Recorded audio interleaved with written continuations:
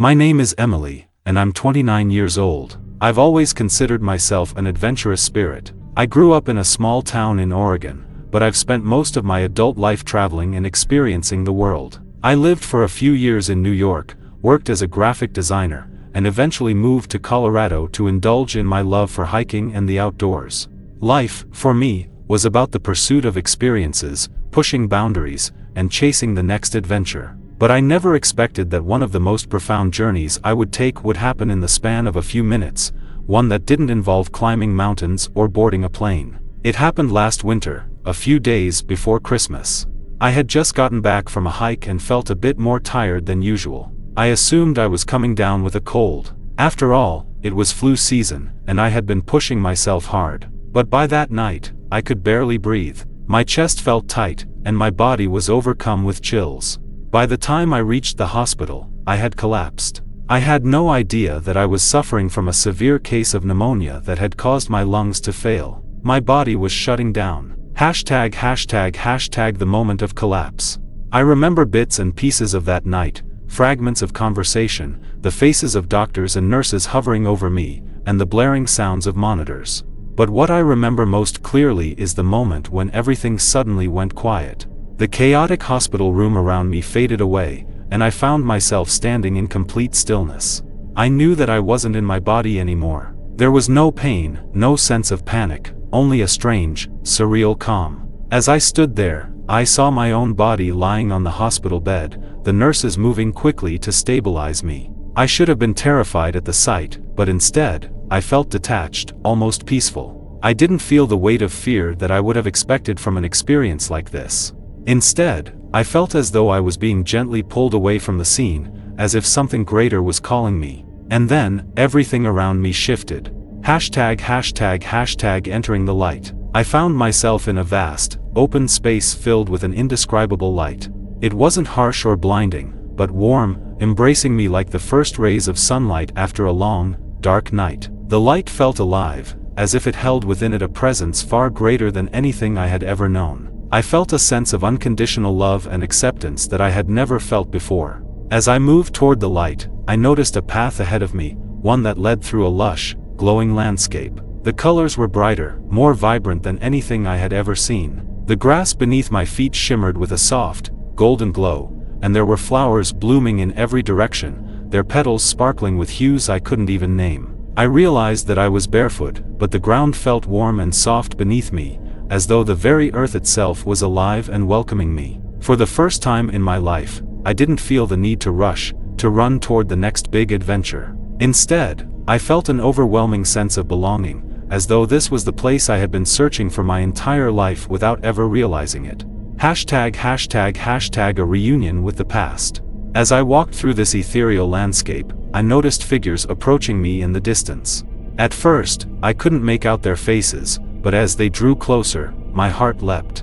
It was my grandmother, who had passed away when I was 12, and my best friend Sarah, who had died in a car accident a few years earlier. I had mourned for both of them deeply, but seeing them here, radiant and alive, filled me with joy I could barely comprehend. They smiled at me, and I ran to them, embracing them both. There were no words at first, just an overwhelming sense of love and connection. My grandmother, who had always been a gentle, nurturing figure in my life, looked at me with the same warmth she had in her eyes when I was a child. Sarah, who had been my confidant and adventure partner, radiated a lightness and peace I had never seen in her during our time together on Earth. "You're not ready yet," my grandmother said softly, as she took my hand. "But we wanted to see you, to remind you that you are never alone." Her words didn't surprise me. Somewhere deep inside, I knew that my time wasn't up, that I still had more to do in the world. But the thought of leaving this place, of leaving them, filled me with a sudden sadness.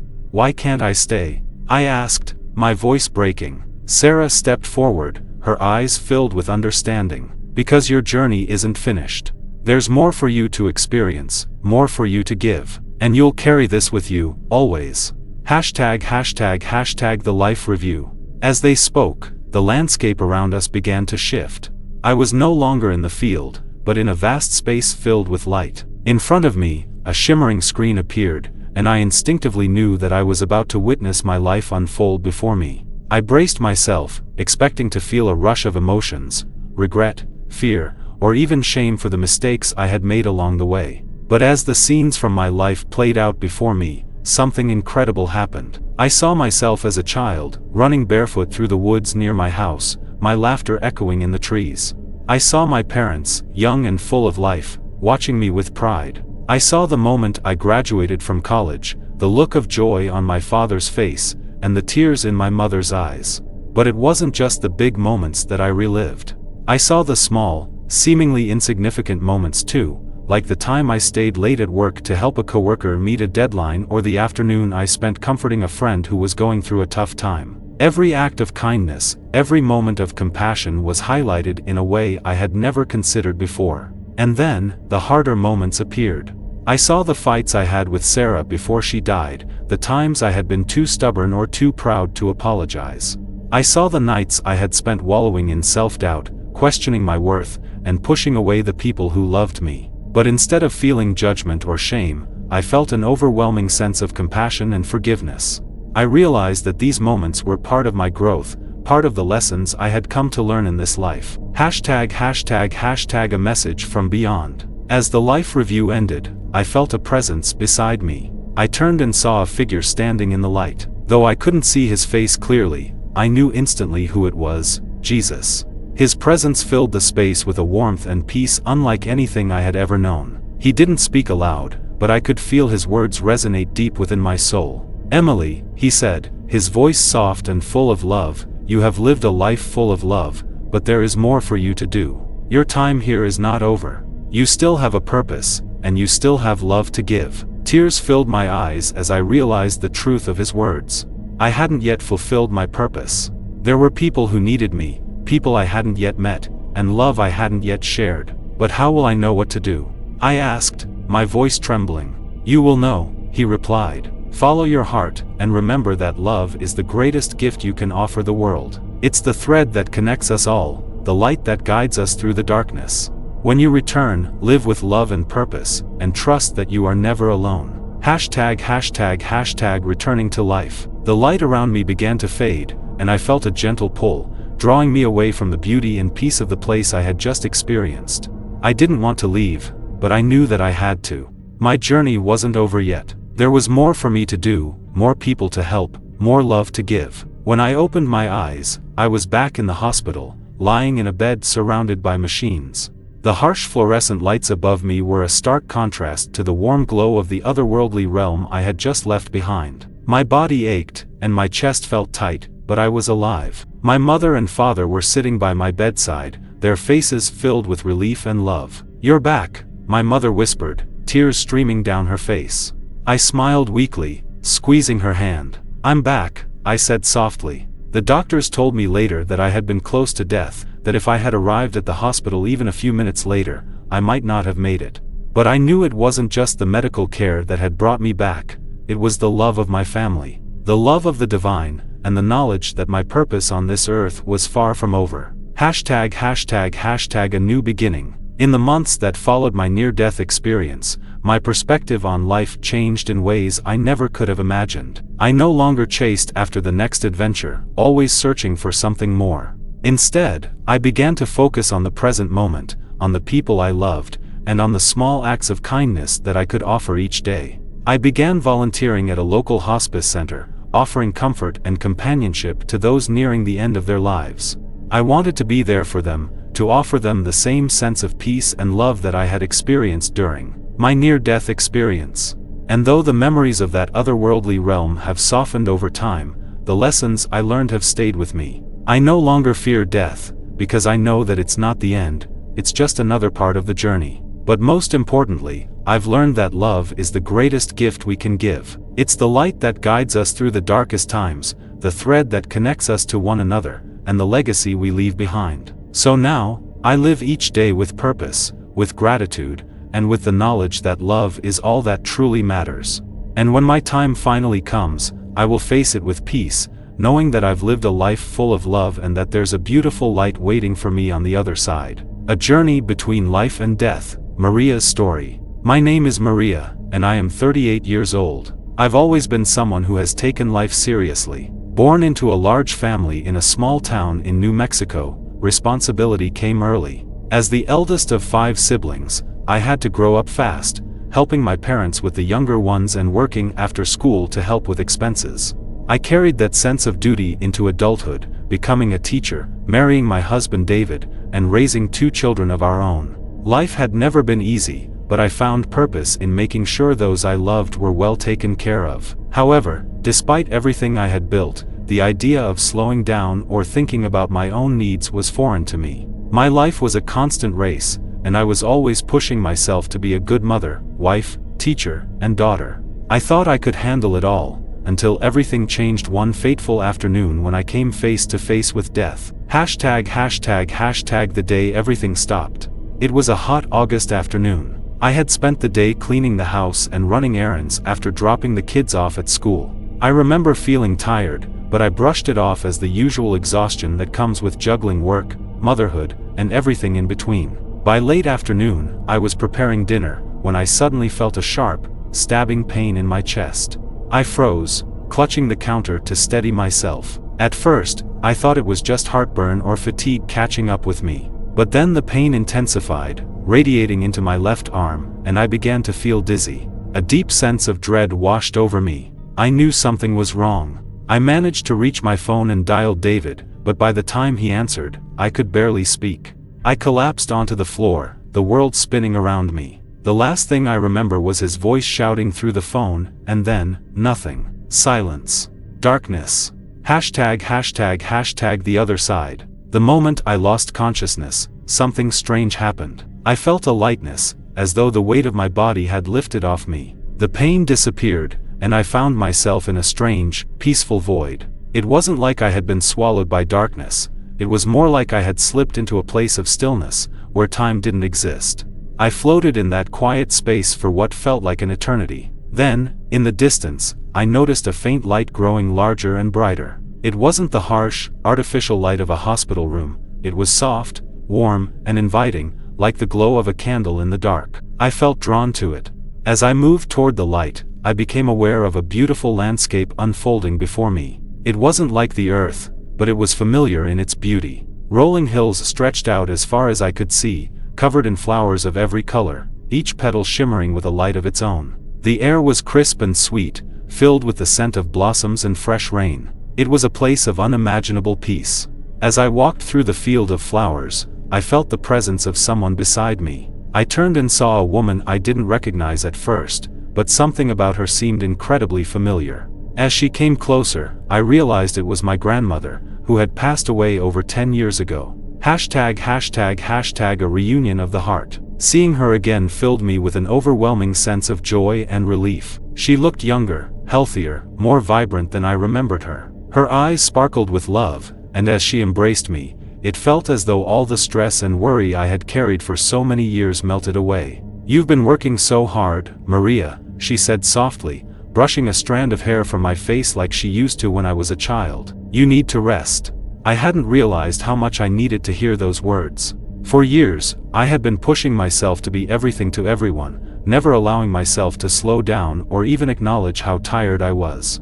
In that moment, in my grandmother's arms, I felt a deep release, a permission to let go, even if only for a while. But as much as I wanted to stay with her in that peaceful place, I could sense that this was not where my journey would end. My grandmother's smile was filled with both love and understanding. "It's not your time," she said gently. "You have more to do." #### the life review. As she spoke, the landscape around us shifted, and I found myself standing in an open space filled with light. I wasn't alone. There were other figures around me, some familiar, some not. But my focus was drawn to a large, glowing screen in front of me. On the screen, my life began to play out. I saw myself as a child, running through the dusty streets of my hometown, laughing with my siblings. I saw my parents, young and full of life, guiding us through the challenges of raising a big family. I saw the first time I met David, and the nervous excitement I felt on our wedding day. But it wasn't just the big moments that I saw. The screen also showed the smaller, everyday moments, the times I stayed up late grading papers, the quiet mornings spent making breakfast for the kids, the times I comforted a friend over a cup of coffee. Each act, each gesture of kindness, was highlighted in a way I had never considered before. I also saw the moments of pain, the arguments, the regrets, the times when I let stress or fear take control. But instead of feeling judgment, I felt compassion. I realized that these moments were just as important as the joyful ones. They were part of my growth, part of the lessons I had come here to learn. #### A visit from the divine. As the life review continued, I suddenly felt another presence beside me. I turned and saw a figure standing in the distance, radiating a light so pure and loving that it took my breath away. It was a presence I knew without ever having seen it before. It was Jesus. He didn't speak aloud, but I could feel his words resonate deep within my soul. He looked at me with eyes filled with understanding and grace, and I felt my heart swell with emotion. "You are loved, Maria," he said, though the words weren't spoken in the traditional sense. "You have lived a life of service and love, but there is more for you to do." Tears filled my eyes as I realized the truth of his words. I had always put others first, but I had forgotten to love and take care of myself. I had forgotten to slow down, to cherish the quiet moments, to appreciate the beauty of life. "You must return," he said, and though I wanted to stay in that beautiful place of peace, I knew he was right. There was more for me to do, more love to give, more lessons to learn. #### Returning to life. The next thing I knew, I was back in my body, lying in a hospital bed. The bright lights above me were harsh, and my chest ached from the strain of what had happened. I blinked, adjusting to the sudden noise and chaos of the room. David was there, holding my hand, his eyes filled with tears of relief. "You're okay," he whispered, squeezing my hand tightly. "You're okay." The doctors told me later that I had suffered a massive heart attack. They said it was a miracle I had survived at all. But I knew that my return to life wasn't just due to medical intervention, it was because I had more to do. My journey wasn't over yet. #### A new perspective on life. In the weeks and months that followed my near-death experience, I began to look at life differently. I no longer pushed myself to the breaking point. Instead, I learned to slow down, to appreciate the small moments, and to give myself permission to rest. I also began to focus more on the people around me, their needs, their stories, their struggles.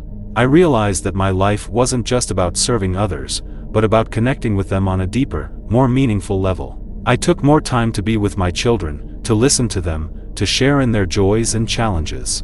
I deepened my relationship with David, rediscovering the love that had brought us together so many years ago. And though I no longer fear death, I've come to understand that life is precious and fragile, and that each day is an opportunity to live with purpose, gratitude, and love. #### The final lesson. If there is one thing I've learned from my experience, it is this: life is not just about what we do, but about how we live. It's about the love we give, the connections we make, and the lessons we learn along the way. It's about finding balance, between service and self-care, between responsibility and joy, between giving and receiving. I don't know how much time I have left on this earth, but I'm no longer afraid of what lies beyond. I know that when my time truly comes, I will be welcomed with open arms by those I love, and by the one who gave me life. But until that day, I will live with a heart full of love and gratitude, knowing that every moment, whether big or small, is a gift.